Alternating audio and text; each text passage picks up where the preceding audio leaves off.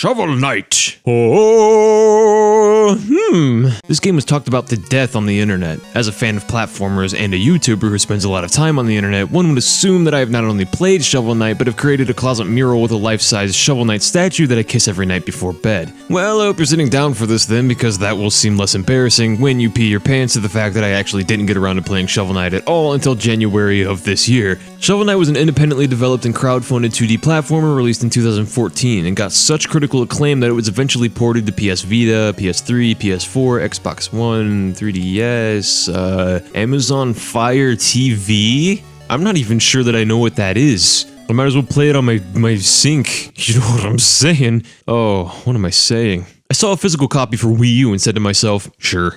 Everyone's argument for Shovel Knight being good was that it was old school, and I didn't see that as something that was really good or bad, just was? For me personally, I like new experiences when it comes to games. So when I see things like Closure or Journey, that's when I get excited to see what an indie game has to offer. The retro trend at the time was not something that appealed to me. And it's not because of the visual limitations either, because I like games like Mario, Sonic, Kirby's Adventure, Ninja Gaiden, Mega Man, but games trying to live in the shadow of other games rather than make an attempt at their own shadows instantly dissuade me. So I will admit I did what most other people did and judged Shovel Knight purely by its cover. I just did it in a more negative and dismissive and jerky way. Ironically, it wasn't until I watched a couple of reviewers point out flaws in Shovel Knight that I was interested more in the game. The game was no longer a god among men in that moment. It was just another game, and since it had something inherently wrong with it, I could form my own opinion on it. So now I have. Cause you're watching the video, so that is what you could assume happened. That I did that.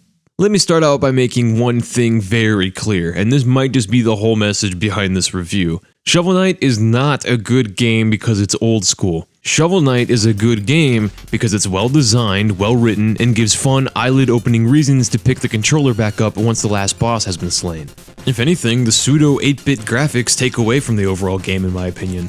Most of Shovel Knight's charm comes from its cast of goofy characters, and a lot of that is because of the fluid animations. This is some of the best sprite animation I have ever seen in my entire life. It's amazing. I want to kiss it on the forehead. If it had one, I'd be kissing it.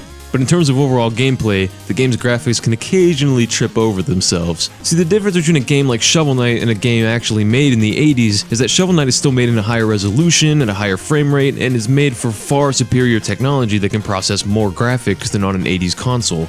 On top of that, the backgrounds are pretty detailed in this game. Every once in a while, because of this, something might look exactly like a platform or some other interactive thing, and is actually your death, or some lesser waste of your time. I personally think that since the music, which is incredible by the way, isn't really chip-based, just inspired by older music, a more 32-bit graphical style would have actually been more fitting and made things generally easier to see.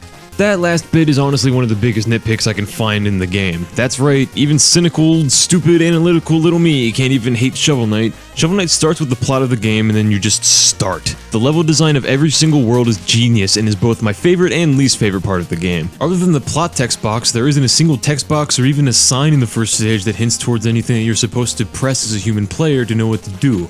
Nothing is necessarily fourth wall breaking in this sense. If you want to attack an enemy, you just go ahead and do it. And if you want to jump, there you go. You just kind of figure it out on your own. Climb that ladder, there you go. It all makes sense. Everything is intuitive. Although the shovel drop takes a bit of time to get used to, that isn't necessarily a bad thing. Level design, like the level design in Shovel Knight, teaches you new mechanics in regards to stage hazards, items, and enemies constantly and in real time. And since you are figuring all this out on your own and expanding on this, you feel like a beast, cutting through a mammal larger than you are with a plastic knife and brute strength. This expanding, however, can also turn a bit ugly. Some of us are just faster learners than others, and until you get the hang of whatever the game is trying to teach you, you are going to die a lot.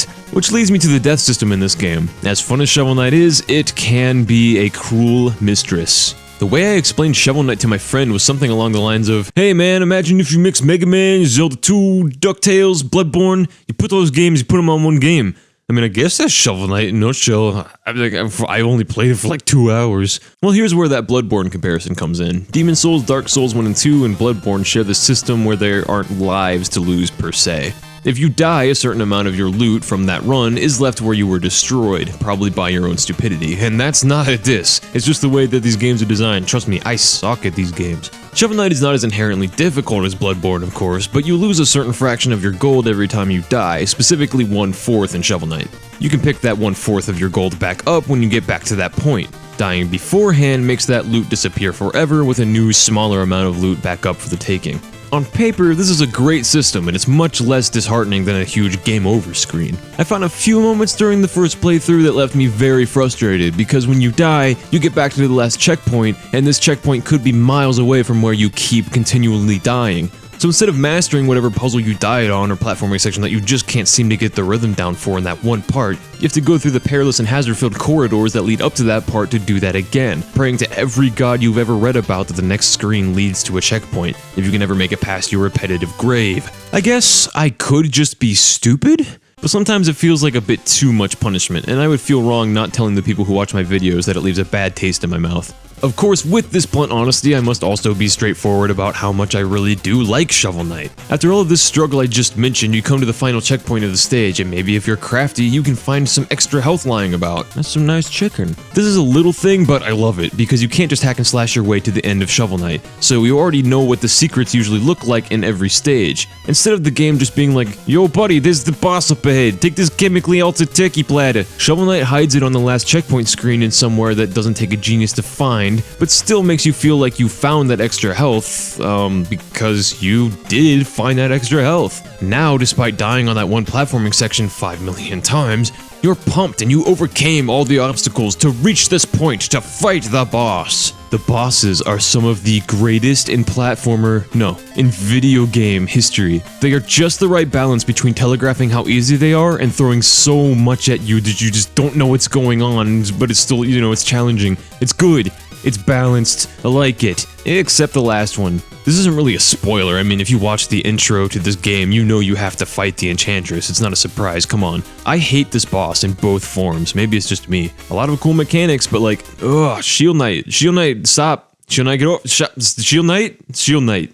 Shield Knight, please. Okay. Oh, you know what? I'm not even mad, Shield Knight. You have better priorities right now than saving my life. Along your adventure, you find relics hidden in the worlds, and some mini-worlds that can only be fully cleared and looted by getting these relics. There are also armor upgrades, shovel upgrades, health upgrades, and magic upgrades. Along with all the things to do on the feats list, finding all of the music sheets to give back to the bard, and unlocking the challenge mode, the game gives you a warm welcome back to its infectious world. Oh, speaking of unlocking things, I want to confirm my stupidity to the world in case you all weren't convinced yet. I bought Shovel Knight on Wii U in physical copy just because I wanted a physical copy, and I was excited that it had an actual instruction booklet and game case. Look at it, it's nice. I want to hug it. Little did I know, the Plague of Shadows DLC is also on the disc once you beat the game. That's awesome! In Plague of Shadows, you can play as one of the bosses, Plague Knight, who controls so differently from Shovel Knight and has such a different plot that I'm not exaggerating when I say it feels like a completely different game.